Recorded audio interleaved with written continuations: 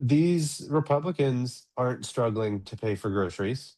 They're not struggling to pay their property taxes. The They're reps? not, yeah, Okay, uh, yeah. Say largely don't come constituents from are.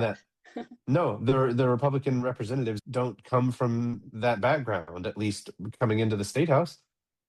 So of course they're not fighting for working class people.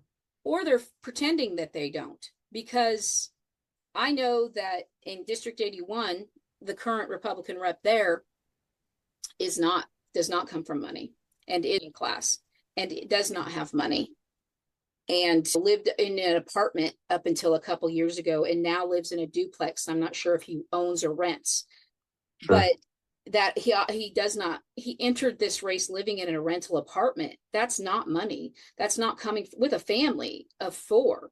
That's He does not come from money, but he wants everyone to think he does, and he's trying to I feel bad for him. Honestly, I pity him that he has to live this lie every day, pretending that he is something that he is not, because he is working class. Yep. He is, and he thinks that by I don't want to say him, I'm not in his head, but my experience with people that are doing that think that they're going to fake it till they make it, basically. Yep. And it's got to be stressful to finally to have to pretend constantly that you are somebody you're not. Evergreen message Yeah. Be for a lot of different reasons. Yeah, just be truthful, Carpenter. Christian, come on. We all know you aren't made of money. We can tell. We see where you live. Yep. And not that he needs to be made of money. That's the point, though, right? Is that it's just Correct. trying to keep up with the Joneses and all that stuff. It's a rat race that's you're never going to keep up with, because as you try to keep up, you are then digging your own hole to keep you down. So, yeah, I do think the key is to get more regular everyday people in there that are fighting for regular everyday people, right? Because he could go out there and say, look, I live in a duplex. I'm an everyday person. I live in your community. But he's not, his votes and what he's doing in Topeka, it's like he's not the same person in Topeka that he is when he's at home. Yeah. Because again, they have so many Republican seats that if you don't vote along with the rest of them, they're so petty. They punish each other and will remove parking passes from Republicans who don't vote in line with the party. And the Democrats don't do things like that. I've not heard of that happening. They don't threaten. I don't think they would, or that one guy wouldn't have made that amendment about when they were trying to give the one that gave child support, that made child support have to be paid for fetuses or whatever. He Oh, made, interesting. yeah. And Schmidt, I think he's running for something now. I think he's trying to run for governor, or not governor, marshal. Senate. I can't remember, but Yeah. yeah. And I was just trying to make something good out of it. And they're like, no, they're trying to give personhood to fetuses. But I don't think he was punished for it in any way. Everyone just said, what? But no, it's like, nobody tried to threaten to primary him. Nobody censured him. Nobody did anything to him for it. They just went.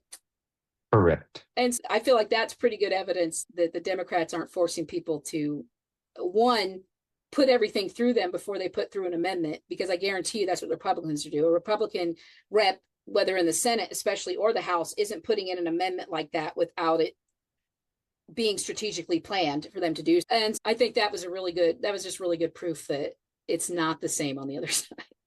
Yeah, agree. But yeah, and I think that, like I said, I think we just need balance. I'm not out here advocating that the Democrats come and take over and get the supermajority, and we're going to show them we're going to get the supermajority, and we're going to tell you what to do all the time, right? Because that's not the right answer either. Because we are purple, honestly, because 44% are Republicans, and then 40% are not 40%, that's one district, but then there's a good chunk that are unaffiliated, and then there's a good chunk that are Democrats. That does not make us a red state. Correct. We are pretty solidly purple now. And so our Topeka needs to be purple. Yeah. If you truly is going to represent it, it needs to be purple and brown and Jesus loves the little children, all those colors. That's what it needs to be, because that's Kansas, right? Yeah. Kansas has Yeah, all I of them. agree. We have a large Asian population Yeah. in certain areas, and there's no representation for them in the state house. And Some, so not enough. there could be one. Oh, there is one. I do There know is. him. Yeah. There is. Yes.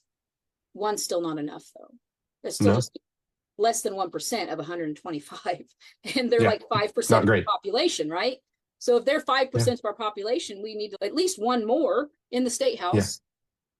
They should Yeah. way more than one. I would have to now I want to break that down. Now I want to break down what the state house would look like if it was broke along racial lines. How many reps would there be of each?